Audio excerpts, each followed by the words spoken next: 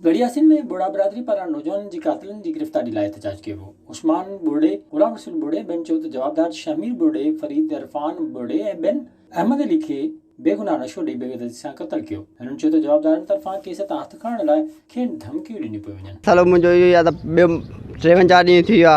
मुंहिंजे भाउ खे क़तल थियो आहे नूर खान ॻोठ में कराची। उते माना क़तल थियो वियो आहे बेदर्दीअ सां।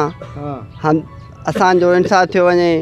असांखे माना सपोर्ट कंहिं क़तल कयो? क़तल इहो हिन करायो आहे फरीद, इरफान, आबास ऐं शमीर मज़दूरी कंदो। हा, हाणे जवाबदार गिरफ़्तार थिया? जवाबदार हिकिड़ो थियो आहे शमीर, ॿिए बग़ल आहिनि।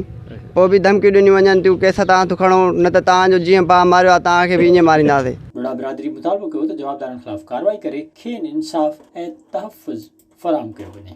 विज़िट कयो अवामी आवाज़ मीडिया ग्रुप जी वेबसाइट awamiawaz.pk